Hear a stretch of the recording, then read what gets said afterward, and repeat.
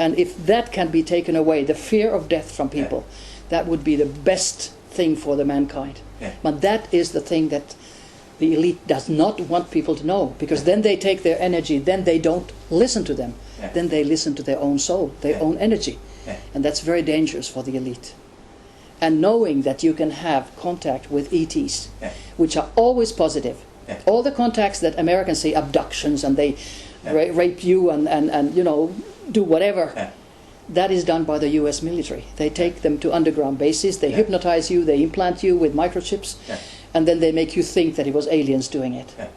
Now, all the contacts that I have heard from Finland, and I have written the book, Our Secret Worlds, talking about these things too, they are very positive. Like, you know, somebody wakes up in the middle of the night and a little ET is next to the bed. There are, of course, many races. Like we even have a few races that are different here, but looks like a very lovely child, but is an adult. And all of a sudden gives a kiss, you know, and then disappears. And the woman who experiences that, it was just a wonderful experience with a first contact with an ET. And I had my first physical contact when I had been to a conference, and there was a man who was talking about Uri Geller, and he was a medical doctor, and originally from Yugoslavia, and then American. He's deceased now, and he said he is flying with UFOs. And I said, come on, I mean, you're a medical doctor telling me you're flying with UFOs? I said, why don't you take me along?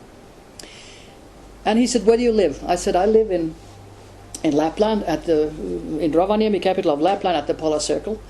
And there's a river next to my house. It's a row house, so there are a few families, but they're used to for whatever. You know, Finns are not scared for anything. So he said, well, I have to ask for permission. And I thought, who is he asking permission for? And 2 months passed, and I was with a young actress at home, reading a new poem book called, tanka poems, you know, Japanese poems. And the name of the poem was First Contact. I just read it to her, and then look, oh good Lord, look at that. About 100 yards from us, 100 yards from the ground, there was a UFO. And instead of, you know, I had asked them to come, you know, just come. I went into total panic. And so she did too. And I said, please don't come, please don't come. I didn't understand my reaction. Why did I'm not afraid of anything. Why did I act like that? It was there for 15 minutes and then flew away. And then we started explaining, oh, it must have been reflection of the moon, or I don't know, it must have been some, you know, whatever. Okay, next morning I wake up, open Lapland Times, Lapin Kansa. 100 people had called the police and the army and whatever, the press. They had seen something, a light phenomena, whatever, right there next to the river. So the chief of the Air Force of Lapland said it was a Soviet rocket that stops for 15 minutes to say, hi, Rauni. Right? I mean, that was nothing. That's normal. Then 4 years passed. We had a new chief of the Air Force of Lapland, and he was asked about the incidents. Oh, he said it was a flock of birds. So a little sarcastically, I write in my book that, you know, the standard of our Air Force commandos is not very high if they can't distinguish between a flock of birds and Soviet rockets or a UFO. And of course it was a UFO, because they are not allowed to tell the truth to the public without special permission. And special permission is given sometimes to astronauts, cosmonauts, pilots, to test the reactions of the people. And the reactions are not always positive.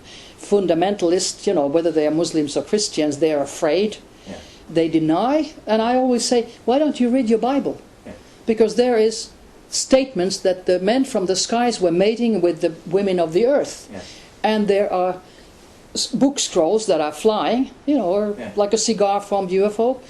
And there was a description in Hezekiel's book about something that landed, and somebody with sort of a silver armor came out and talking to the people, but only one of them heard what he was talking, and he was ordered to eat a book scroll, symbolism again, to get knowledge. And a NASA scientist drew a picture according to the Bible's description. It was a UFO. So it's all there. Thousands of years we've had contacts. Yeah. But what is most, I think, flabbergasting, which people cannot take, but with this Moscow conference experience, we are dealing actually with different dimensions, and that is also in a NASA report. That not only are we dealing with ETs and UFOs from other planets, but from different dimensions. Yeah. And of course that is very hard for us to understand, but it makes it maybe easier to understand if you think that we have a radio and you just screw the you know, the knot, Sometimes and you're on different frequencies, different programs. Yeah, exactly. That's exactly what is happening. Yeah. And what is happening with your soul, with your energy. Yeah. You too, your energy is today at different frequencies. We are multidimensional. Yes. And sometimes you can feel it when you're in a dream. You just say, oh, it was a dream. You don't think I was right there, out of body, in a different frequency, living a different life. Because, you know, you said, I was a dream. And when you come all the way up, I would say that the shock of your life is that, and it happens at death mostly, that you see your connection to ETs and death. You, your soul, is one with the ET soul. Yeah. We are all one. We are all one, yeah. So the universe is one big energy field, Yeah. and then sends out like beams of us to experience and bring the experiences back to the big, huge energy field of the universe. And that's what the elite are afraid of, that people will know that we are all. That's right. All part of the same consciousness. Yeah, Same there would be no wars. Yeah. There would be only love, universal love all over the world. Yeah. And that's the aim we should aim at.